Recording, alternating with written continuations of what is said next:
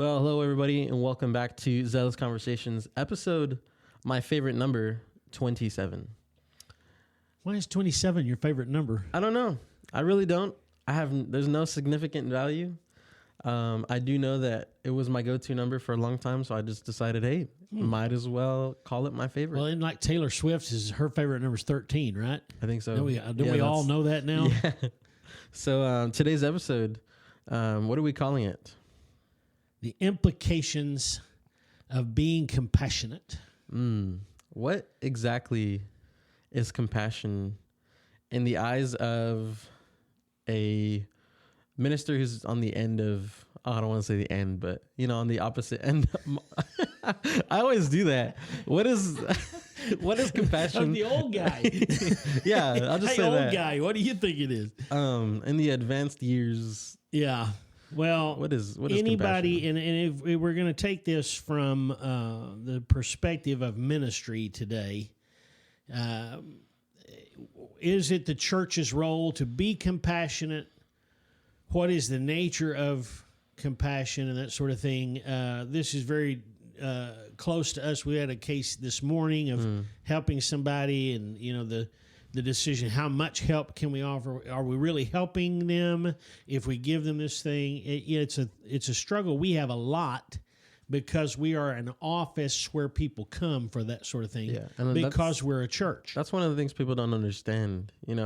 The regular Sunday attenders, they show up on Sunday, church happens. Yeah. And to them, it just poof. It magically the sermon happens. is written, the music is performed, the offering is there, all the small stuff, it just happens. Right. The chairs are set up for the fellowship hall. It just happens. But, the truth is that there's so much more ministry to be done than on Sunday. I think most of the ministry is done on the week, throughout the week. Oh, absolutely. The church is like the duck. The duck? The duck.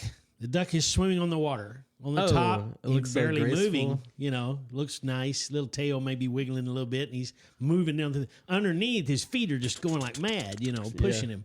Yeah, during the week as we're pedaling like mad, Define compassion for me in your eyes. In your generation, what is compassion? Well, caring for and expressing empathy toward people who are in trouble or in need in some way. I think, in a similar note, compassion in my generation, Generation Z, would be, kind of relate with me and approve me, help me get through what I'm going through. But don't try to correct me, because I'm living my truth and I'm doing what I see fit to advance my life. I'm doing what makes me happy. Disney's follow your dreams. Yeah. And this is just the stepping stone in me following my dreams. This is me doing what I think I ought to be doing. And anything you say that is against me is not compassion anymore. It's not. That's your truth. That's what works for you. It's not my truth. Yeah. Yeah, I was told I heard the word, I don't want anybody to judge me. I heard that phrase this morning. Yeah, so there's a little bit of a difference. You grew up in that time, and now I'm living in the time where if you don't accept me, or you don't approve of me, or you don't celebrate with me, or you don't, all these things, you're against me. You're my enemy. You don't have compassion for me. You don't understand my circumstance. We found this story. I've known of this story a long time. I finally got the book that has this story in it. What's the name of the book? The name of the book is There's a Hole in My Sidewalk. It's by Portia Nelson. The copy I have in my hand here is from Simon & Schuster. And the first chapter of this book is called Autobiography in 5 Short Chapters. A lot of people need to hear this. Autobiography in 5 short chapters. We want to frame our discussion around this a little bit. Chapter 1. I'm reading to our podcast audience. Yes. Imagine that you're reading this out of a book. Welcome to today's episode of the Reading Corner. Yes. Autobiography in 5 short chapters. Chapter 1. I walk down the street. There's a deep hole in the sidewalk. I fall in. I am lost. I am helpless. It isn't my fault. It takes forever to find a way out. Chapter 2. I walk down the same street. There's a deep hole in the sidewalk. I pretend I don't see it. I fall in again. I can't believe I am in this same place, but it isn't my fault. It still takes a long time to get out. Chapter 3. I walk down the same street. There's a deep hole in the sidewalk. I see it is there. I still fall in. It's a habit. But my eyes are open, and I know where I am. It's my fault. I get out immediately. Chapter 4. I walk down the same street. There's a deep hole in the sidewalk. I walk around it. Chapter 5. I walk down another street. Wow. The end. Yeah. And that speaks volumes. This short story, I don't remember the exact date of her authorship, but this really put Portia Nelson on the map. Everybody started looking at her stuff and reading it. And it's very useful to people who give therapy for things. If you're talking to addicts, you talk about the hole in the sidewalk. Quit, you see the hole or you didn't see the hole. Is it your fault? Is it not your fault? How did you get out? How can you avoid it? And, the wisest part is chapter 5. I went down a different street. Yeah. Instead of going where I knew the hole was, I figured out, I could go a different way. Yeah. And that's so hard for people to see sometimes when they're in the midst of their mess. It's all they've known. It's what mama taught them. It's what daddy taught them. And, I watched my mom fall in the hole. I watched my dad fall in the hole. This has got to be the only way to go. Yeah. Let's do this in 2 parts. Let's set the scene with the story of this morning, but let's don't complete it. Let's put some scripture in the middle of it and talk about the struggle, the ethical struggle. Okay. This morning, we had a visit from a woman who's in deep trouble. She's come to the end, never been married, has 3 children by 3 different men, lived in 4 different states, slept in a car when she was a kid. It's a family pattern to be poor and in trouble and out of money. She's kicked out of the place where she's living. They didn't let her even keep all her stuff. She has her stuff. She has no car. She has nowhere to sleep. She had enough money to get 1 night at a place. She put all her stuff in that room, slept there last night. She'll be out on the street today with no money. Mom came and took the baby. Mom has all 3 kids because she's had so much trouble. She's been in so many abusive relationships. She has such wide experience with alcohol and drugs. She has nothing. If we don't help her, she will be on the street. No place to sleep. No place to sleep. She'll lose all the rest of her remaining possessions because how can she carry them all around with her? Yeah. She's had a series of small jobs, little menial work. She left high school at 16 when she got pregnant the first time, and so she's worked at fast food places and stuff like that. She can't get enough hours. She can't possibly work enough to get enough money to get a place to stay, at least not immediately. She's in a bad place. She's in a bad way. Wow. Yeah, some people find themselves, through like we were saying earlier, there's so many people that come into our office throughout the week that are in this position, that it's what mom did. Mom doesn't want me anymore. I don't have a good relationship with my friends or my family. I walk everywhere I go, and I need you to help me. I had food stamps. I can't get them anymore because I lost my ID and I don't have a mailing address. Yeah. Yeah. So we start trying to help them get an ID because it's the first step of everything. This thing comes in layers. Usually somebody comes in. It was this way this morning, that you unpack the first layer. Here's my immediate problem. I need a place to stay tonight. The second layer is they just took my kid. My mom came and took my kid because she didn't want me to try to raise a kid. The third problem is I lost my job because I don't have child care and I don't have transportation. It just goes. You keep getting more and more of the story, and it's worse and worse. Like an onion. Layers. Like an onion. Who was the onion? Was Shrek an onion? Yeah. Humorously, Shrek was an onion, but in the world of compassion and the church, you get this. Man. The longer you talk to him, he's like, oh no. That too? Mm-hmm. And that's, it happened this morning. And Jesus spoke about this. Why did that woman come to the church? Because Christians are supposed to help. Well, why aren't Christians supposed to help? Well, there's lots of examples for that in Scripture. The Golden Rule, Matthew 7, do unto others as you would have them do unto you. If I ever got down in that mess, I would want somebody to help me, so I need to help her. Jesus said, if you have this fella and you say to him, be fed and well clothed, and you don't do anything, what have you really done? I hope you get a place to stay. I hope you have I hope you have good luck. Well, you don't care. You're not helping. Especially when you have the means to do it. Yes. That's the emphasis in there. Like, you have the ability, but all you do is say, I hope you get something to eat. I'll pray for you. Yeah, that's the biggest one. Be blessed. Oh, I'm so sorry. I'll pray for you. Jesus said, you saw me in prison and you visited me. You saw me naked and you clothed me. You saw me hungry and you fed me. And it's in the great parable of the sorting of the sheep, the ones to the right and the ones to the left. So it's a high priority for us to help people. We see the example of Jesus helping people, taking time for people, especially when it comes to leprosy. In Jesus' day, there was a great stigma around leprosy. And they were untouchable. And they were dirty. And they had to go around crying out, unclean, unclean. And Jesus touched lepers. It was revolutionary. You're not supposed to. No. Unclean. Not supposed to touch them. Jesus at the Last Supper washed his disciples' feet. So why did this woman show up at the church expecting to be helped today? Well, because that's what we do. We do compassion. It's not like an individual person in the world who might run into somebody and say, "Guys, give me $1. You got any money?"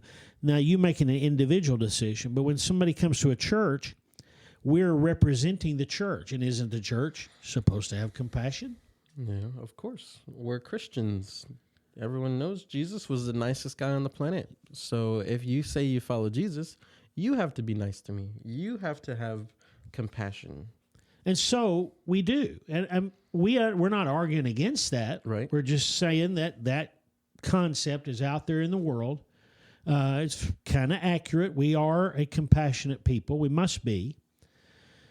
Now, here comes this case. Oh, my goodness. It's so bad. And then, if it was once a year or something, you saw somebody like this, that'd be one thing. But, we kind of run into these people very regularly.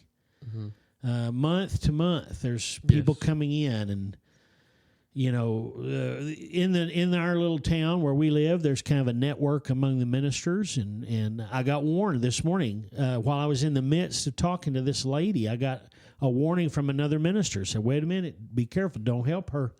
We've helped her and helped her and helped her and helped her. She's come in all the time. She's always asking for food, always asking for money. Watch out." Well, why would we ever not help? Aren't we just supposed to be compassionate? Take that with a grain of salt. Let's help everybody. Let's give everybody everything they need all the time. Wouldn't that be so much easier? There's no struggle in that. Just give it away. Here, give it away. Here, you need something? Here. But wait, wouldn't we end up broke? And gone out of business, and because you can't meet every need. This is compassion. If we're going to be compassionate, there are implications. What does it mean to be compassionate? How long should I be compassionate? What are the evaluations of who should receive my compassion and who shouldn't? It's a deep struggle. It's an ethical dilemma. If I'm too compassionate, at what point do people start walking on me? Right. Cycles of codependency. You and I talked before this about how it's a pattern and they repeat. And they just go from place to place and get what they can. And, I don't want to get into that. I don't want to aid them in continuing this pattern of codependency. We were in the office a few months ago. I got a call from somebody at the school. One of the bus drivers had picked up two kids, on the normal route, had realized these two kids came out of that tool shed over there. And the school had to go then and make a discovery visit, and she's telling me and soliciting some aid for this little mama with 2 kids who's living in a tool shed. It's the only place they had to live. Wow.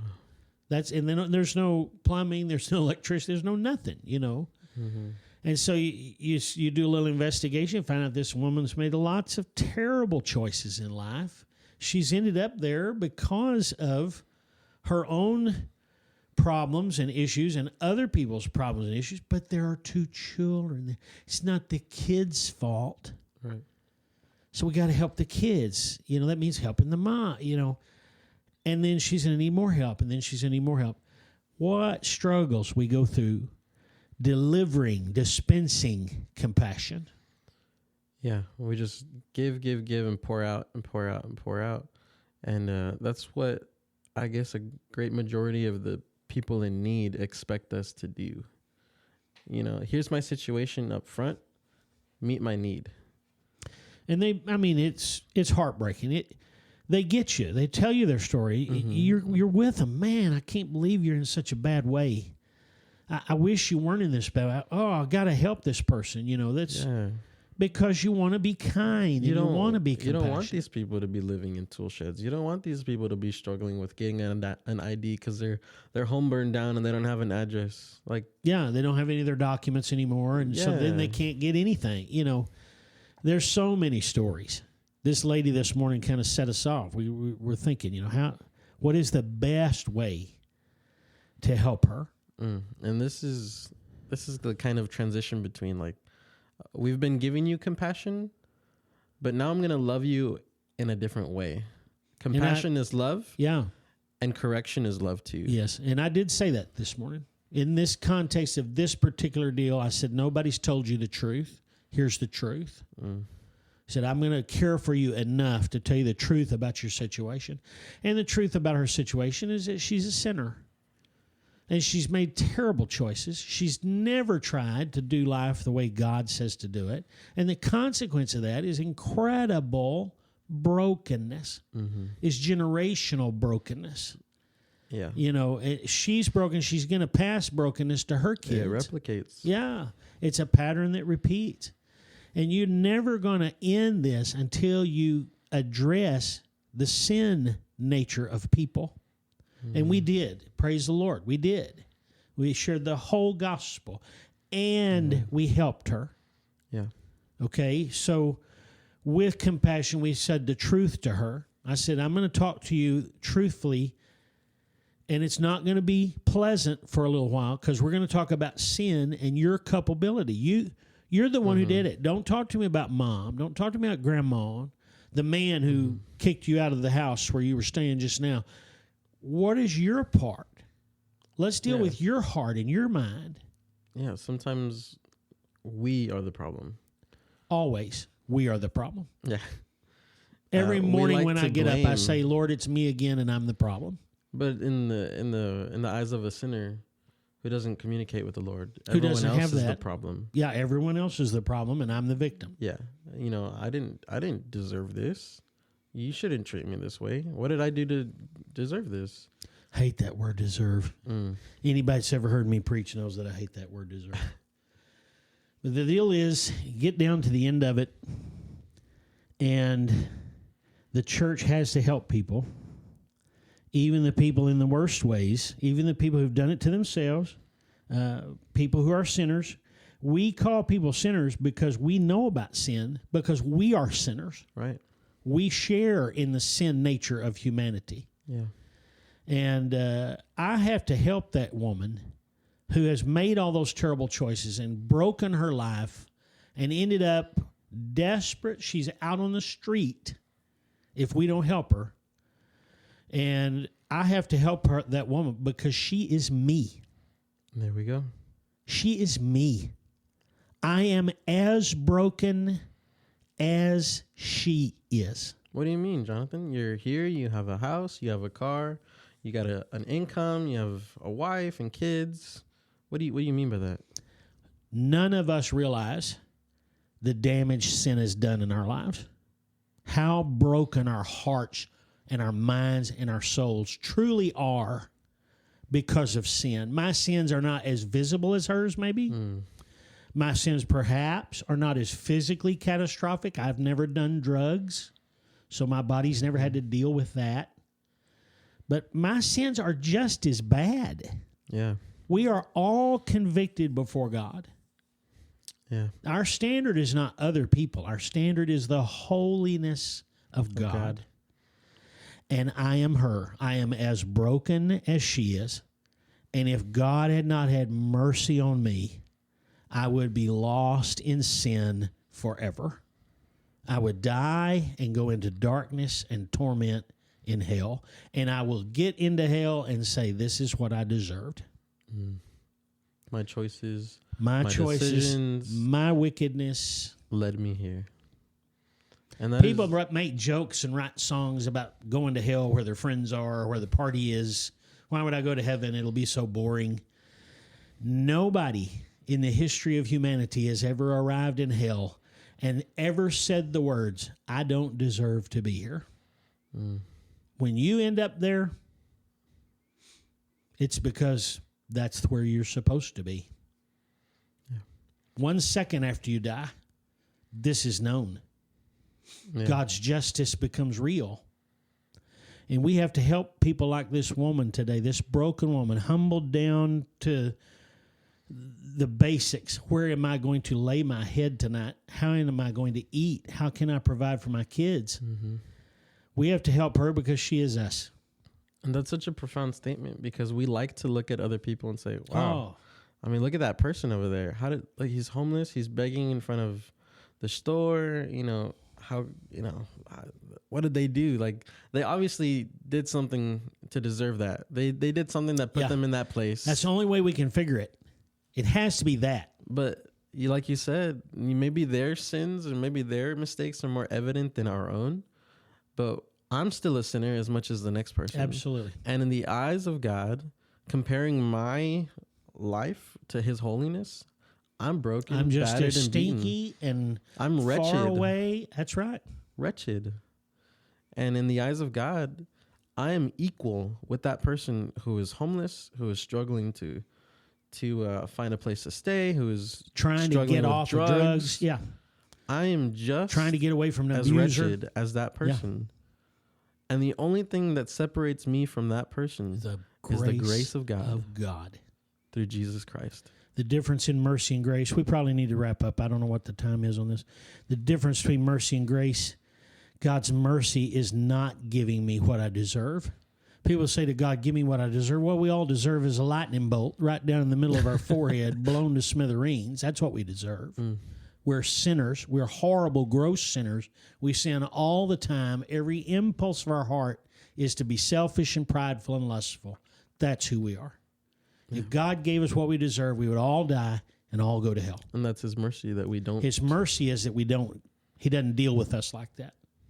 His grace is he gives us stuff on top of that. Good things come to us from God on top of that. He not only doesn't punish us for our sins, but in grace, he gives us things and restores us and blesses us, makes us something more than we ever could have been. Yeah. Two sides to it, mercy and grace. And in mercy, we look at this woman and say, that's me. My spiritual condition is no different than her physical condition. Yeah. I'm as broken as she is. And in grace, I'm going to give you something whether you deserve it or not. Mm-hmm. That's exactly right. That's the implication of compassion. You wrestle with the best way to do it. And you have to do it. And it gets down to, that is me. I'm broken. I need help. So I'm going to help this person too. So that's what we're going to leave you with today. Kind of a heavy subject today. Yeah, a little tough. But it was very much on us as we walked into the room. So I think it was probably the right thing to do. So if you're out there listening to the podcast, you know somebody who's in trouble, find it in your heart to be compassionate. Do something. Don't just walk up to them and say, hey, I hope your situation gets better. Because they are you. We are them. God bless you. Thanks for listening.